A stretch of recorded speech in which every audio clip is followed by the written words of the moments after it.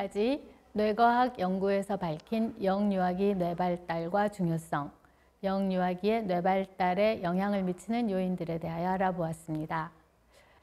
지금부터는 앞에 말씀드린 내용을 근거로 해서 영유아들의 뇌발달을 돕기 위한 구체적인 부모의 역할에 대해서 말씀드리겠습니다. 첫째, 부모는 영유아기의 아이가 뇌발달에 필요한 충분한 영양을 섭취하고 깨끗한 물을 충분히 마실 수 있도록 해주어야 합니다. 그런데 아이의 성장 발달이나 뇌 발달에 필요한 영양에 대해서는 오랫동안 많은 정보들이 제공되어 왔습니다. 따라서 저는 뇌 발달에 있어서의 깨끗한 물을 공급하는 것의 중요성을 강조하려고 합니다. 오염된 물이나 화학물질들이 포함된 물을 마시는 것이 뇌 발달에 미치는 영향은 앞에서 설명하였습니다.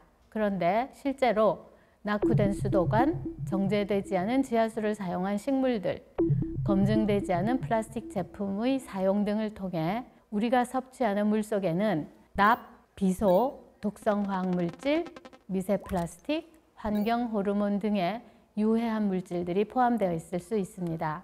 따라서 부모님들께서는 영유아들이 섭취하는 물에 대해서는 신중하게 관리를 하셔야 합니다.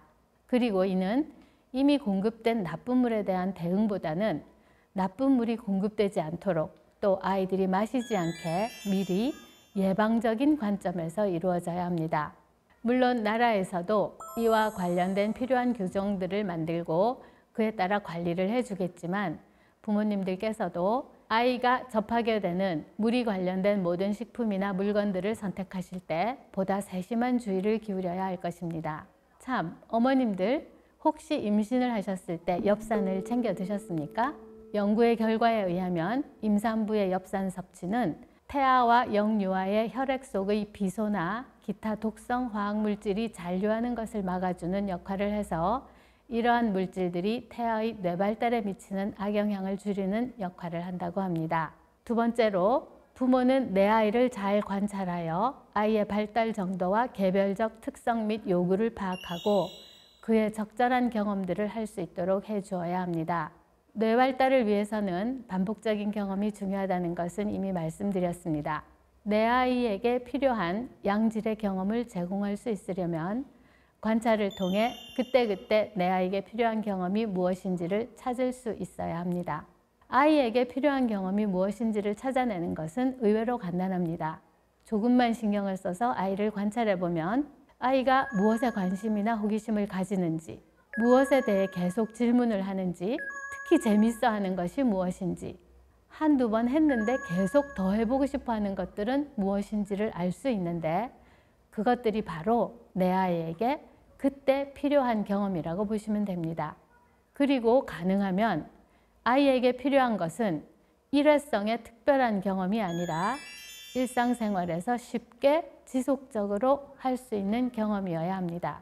예를 들어 내 아이에게 촉감을 발달시키기 위한 경험이 필요하다 생각되시면 TV쇼에서 보신 그런 촉감 놀이를 준비해 주기보다는 일상생활 중에서 아이들이 직접 만져볼 수 있는 다양한 사물들과 식품들을 이용하여 아이가 반복적으로 지속적으로 다양한 촉감들을 경험하게 하는 것이 더 중요하다는 것입니다.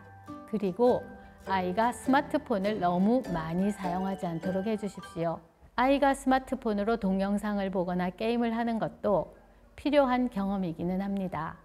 하지만 아직 발달하고 있는 영유아가 너무 과도하게 스마트폰을 사용할 경우 시력의 불안정한 발달, 감각 능력의 저해, 호르몬 분비의 이상, 신체 활동의 감소, 운동량의 부족, 수면 장애, 읽고 쓰는 능력 발달의 저하, 우울감, 산만함, 공격성의 증가, 주의력 결핍, 의사소통 능력 발달의 저해, 목과 어깨의 변형 등을 초래할 수 있다고 합니다.